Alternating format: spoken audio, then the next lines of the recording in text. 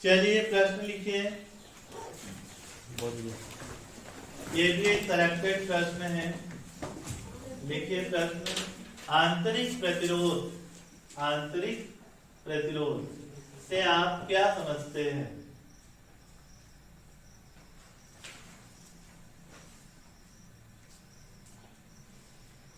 आंतरिक प्रतिरोध से आप क्या समझते हैं? इसे प्रभावित करने वाले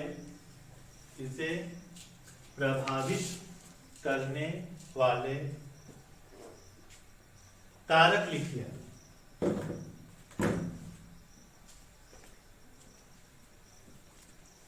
इसे प्रभावित करने वाले कारक लिखिए। एवं इसका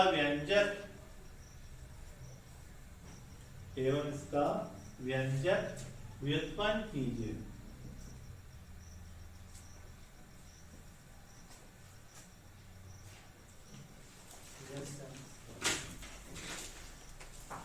एवं इसका व्यंजक व्युत्पन्न कीजिए। लिख लिया प्रश्न? क्या लिखा है हमने प्रश्न कि आंतरिक प्रतिरोध क्या है, इसे प्रभावित करने वाले कारक लिखिए एवं इसका व्यंजक व्युत्पन्न कीजिए, है ना। पहले ये प्रश्न 6 नंबर में आता था, है ना। हाँ, ये जो प्रश्न हमने लिखा है, यह प्रश्न हमने 6 नंबर के हिसाब से लिखा है ना। पहले जब पुराना ब्लूप्रिंट था तो उस समय इस यूनिट में से 6 नंबर का प्रश्न क्या है पेपर में आता था। 5 नंबर में क्या होते हैं? 6 नंबर का 4 के बाद तो 6 नंबर में ये प्रश्न पूछा जाता था। ठीक, तो इसमें देखिए 2 प्रश्न है ना। आंतरिक प्रतिरोध को प्रभावित करने वाले कारक, और एक प्रश्न क्या है, आंतरिक प्रतिरोध का व्यंजक, है ना। तो हो सकता है आपके पेपर में ये प्रश्न आधा आधा क्या है, आधा है ना। जैसे आपको प्रश्न आ सकता है कि आंतरिक प्रतिरोध क्या है, इसे प्रभावित करने वाले कारक लिखिए। यह आपको क्या प्रश्न आ सकता है कि आंतरिक प्रतिरोध क्या है, इसका व्यंजक व्युत्पन्न कीजिए, है ना। कई बार हमने पेपर में देखा है कि इसका जो व्यंजक आता है स्मॉल r बराबर capital R E upon V minus 1, ठीक है। ये इसका फॉर्मूला है आंतरिक प्रतिरोध का, है ना।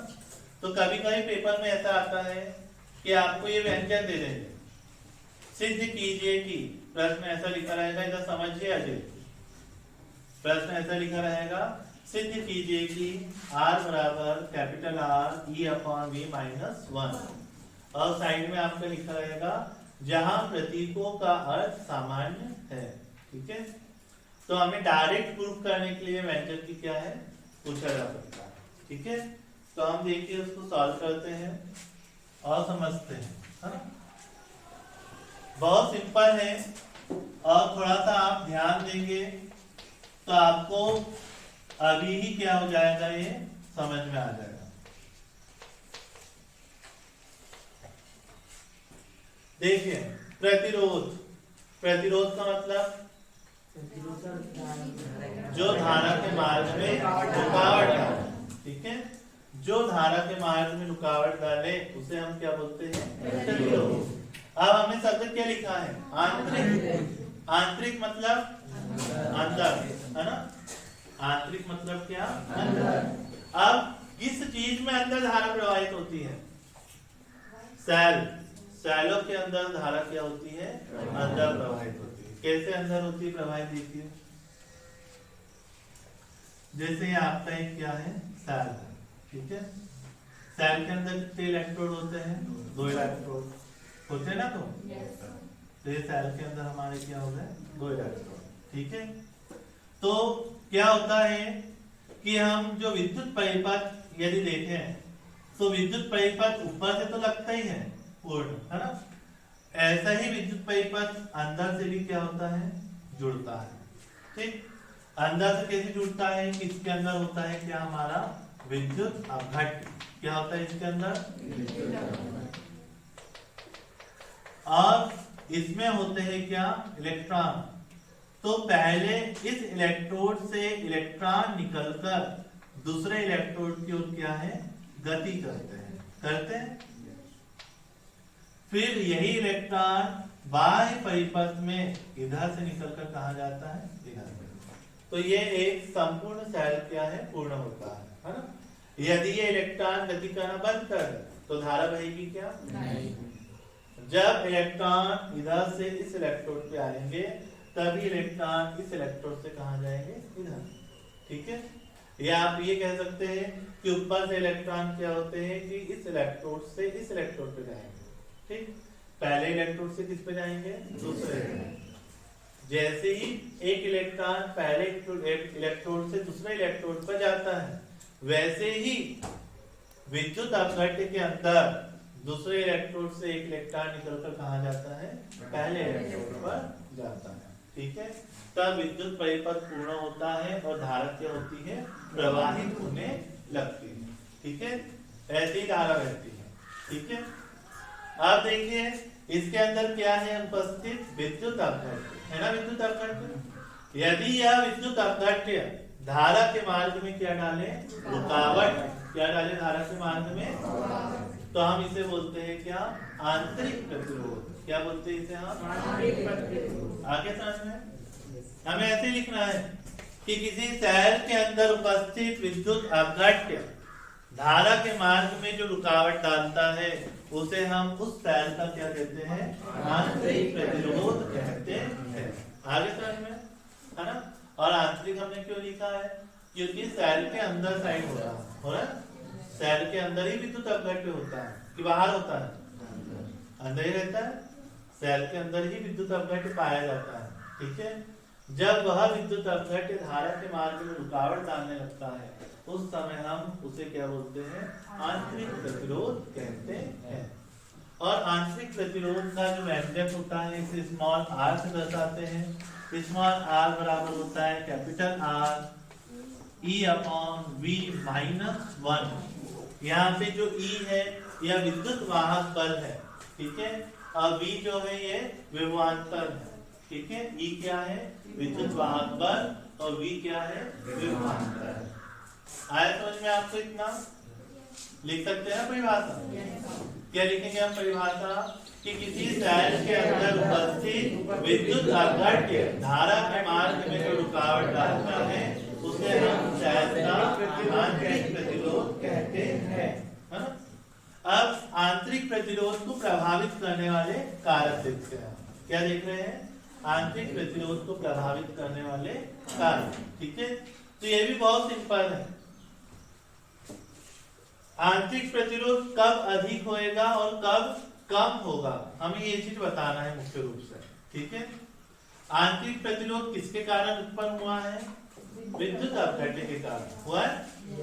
इस विद्युत अपघट्य के कारण क्या उत्पन्न हुआ है, आंतरिक प्रतिरोध। ठीक, तो हमें ऐसी ऐसी चीजें बताना है कि किन किन कारणों से आंतरिक प्रतिरोध बढ़ जाएगा और किन कारणों से आंतरिक प्रतिरोध क्या होगा, कम होगा। ठीक है, तो सबसे पहला पॉइंट देखिए, इलेक्ट्रोड के मध्य की दूरी।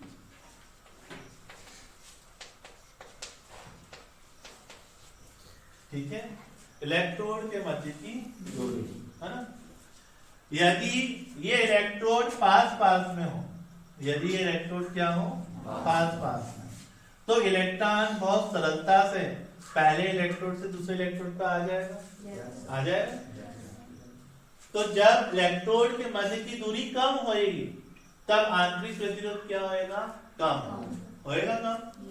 और यदि इलेक्ट्रोड के मध्य की दूरी क्या हो, अधिक हो, तो आंतरिक प्रतिरोध क्या होएगा, अधिक है। ये बहुत कॉमन चीज है ना। हम क्या कहना चाहिए, उसको सिंपल भी समझ सकते हैं। यदि इलेक्ट्रोड हमारे पास पास में है तो इलेक्ट्रॉन बहुत जल्दी से इस स्थान से इस स्थान तक आ जाएगा। जब इलेक्ट्रॉन आ गया तो आंतरिक प्रतिरोध उत्पन्न हुआ क्या, नहीं, यानी कम हो गया, आंतरिक प्रतिरोध हो गया ना। यदि मैं इलेक्ट्रोड को बहुत दूर दूर का ये वाला जहां पे भी स्थित है उससे 1 किलोमीटर दूरी पर दूसरा इलेक्ट्रोड स्थित है, तो अब उसको 1 किलोमीटर चल के आना पड़ेगा। तो यहाँ दूरी क्या हो जाएगी, बहुत अधिक हो जाएगी। तो जब दूरी अधिक हो जाएगी तो आंतरिक प्रतिरोध भी क्या हो जाएगा, बढ़ जाए। आया समझ में। तो यदि इलेक्ट्रोड जो है इलेक्ट्रोड के मध्य की दूरी कम हो तो आंतरिक प्रतिरोध क्या होता है? कम होता है। यदि इलेक्ट्रोड के मध्य की दूरी क्या हो? अधिक हो तो आंतरिक प्रतिरोध क्या होता है? अधिक होता है। दूसरा पॉइंट, इलेक्ट्रोड के क्षेत्रफल।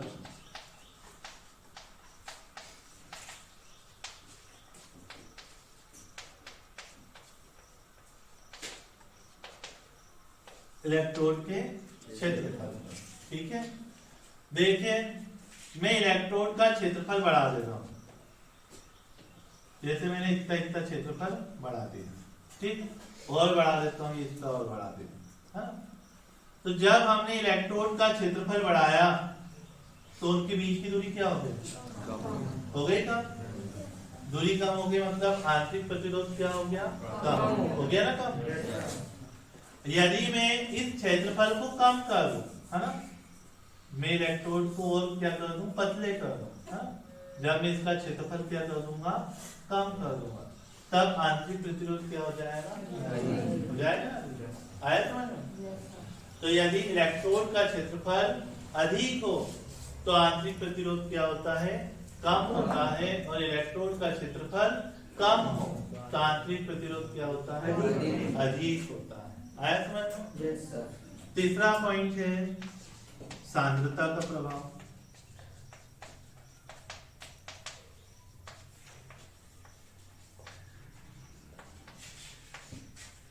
यदि इलेक्ट्रोड नहीं, विद्युत अपघट्य, यदि विद्युत अपघट्य की सांद्रता अधिक हो, क्या विद्युत अपघट्य की सांद्रता अधिक, तो आंतरिक प्रतिरोध अधिक होता है। क्या होता है? आंतरिक प्रतिरोध अधिक। आंतरिक प्रतिरोध इसलिए अधिक होएगा क्योंकि हमारा विद्युत अपघट्य ही धारा के मार्ग में क्या डाल रहा है? रुकावट डाल रहा है, ठीक है।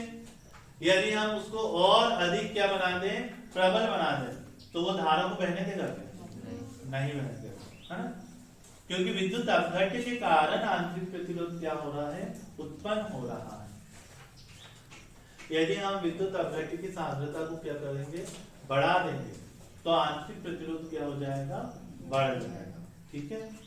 तीसरा पॉइंट, चौथा पॉइंट है इसका ताप का प्रभाव। ताप का प्रभाव सिंपल है, यदि आप ताप बढ़ाएंगे, ठीक है, जैसे हम ताप बढ़ाएंगे तो जो इलेक्ट्रॉन है इसकी गतिज ऊर्जा कम थी ना, तो ये ताप से गतिज ऊर्जा को क्या कर लेगा? प्राप्त कर लेगा और सरलता से इधर आ जाएगा, ठीक है। तो जब ताप बढ़ाते हैं तो आंतरिक प्रतिरोध का मान क्या हो जाता है? कम हो जाता है। क्या हो जाता है? कम, ठीक है। आया समझ में? ये ऐसे आंतरिक प्रतिरोध को प्रभावित करने वाले कितने कारक हैं? 4। सबसे पहले इलेक्ट्रोड के मध्य की दूरी। यदि इलेक्ट्रोड के मध्य की दूरी क्या हो? कम हो तो आंतरिक प्रतिरोध कम रहेगा। इलेक्ट्रोड का क्षेत्रफल, यदि इलेक्ट्रोड का क्षेत्रफल अधिक हो तो आंतरिक प्रतिरोध कम होगा।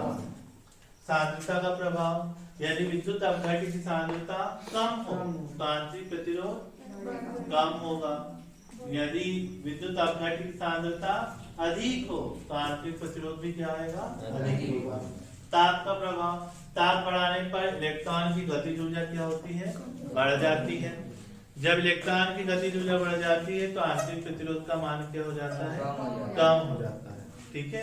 लिख लो जरा ये पॉइंट, उसको पुश करना है ना। हो गया। चलिए देखिए आंतरिक प्रतिरोध का व्यंजक, ठीक है। देखिए हमने क्या किया, हमें माना है कि कोई एक सेल है और इस सेल का विद्युत वाहक बल क्या है? कैपिटल E है। इस सेल का आंतरिक प्रतिरोध जो है स्मॉल r है, ठीक है। आपने क्या मान लिया है कि कोई एक सेल है, उस सेल का विद्युत वाहक बल कैपिटल E है और उसी सेल का आंतरिक प्रतिरोध क्या है? स्मॉल r, ठीक है। कोई एक बाह्य प्रतिरोध है, ये क्या है? बाह्य प्रतिरोध है। तो इस बाह्य प्रतिरोध कैपिटल R में वी विभवांतर पर, कितने विभवांतर पर? विभवांतर। तो कैपिटल वी विभवांतर पर यह सेल आई धारा क्या करता है? प्रवाहित करता है। आप चाहें तो यहाँ कुंजी लगा सकते हो, नहीं भी लगाना है तो छोड़ सकते हो। ठीक है, आया समझ में? हाँ? क्या लिखेंगे हम? क्या हमें माना है कि किसी सेल का विद्युत वाहक बल क्या है? कैपिटल वी है, आंतरिक प्रतिरोध उसका स्मॉल आर है। ठीक है, बाह्य प्रतिरोध कैपिटल आर में कैपिटल वी विभवांतर पर ये जो सेल है ये कैपिटल आई धारा क्या करता है? प्रवाहित करता है। ठीक है, इस प्रकार हम विद्युत वाहक बल निकालते हैं। क्या निकाल रहे हैं? विद्युत वाहक बल। तो विद्युत वाहक बल का सूत्र होता है धारा गुणित कुल प्रतिरोध। कितना विद्युत वाहक बल माना है आपने? E। कितनी धारा बह रही है? I इंटू कुल प्रतिरोध। कुल प्रतिरोध क्या है? देखो R और ये स्मॉल r, तो ये R प्लस स्मॉल r हो जाए। ये गुणे की संख्या कहाँ जाएगी? बटे में, तो E upon R plus small r बराबर क्या आ जाएगा? समीकरण नंबर 1 आ गया। अब देखिए, हम जानते हैं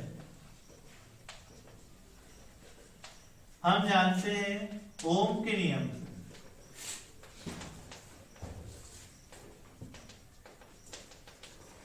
आप क्या जानते हैं ओम के नियम से कि V बराबर होता है I इंटू आर। होता है ना ओम का? Yes sir. R का पक्षांतर करेंगे तो V अपॉन R बराबर क्या हो जाएगा? I। समीकरण नंबर क्या आ गए? 2 आ गया।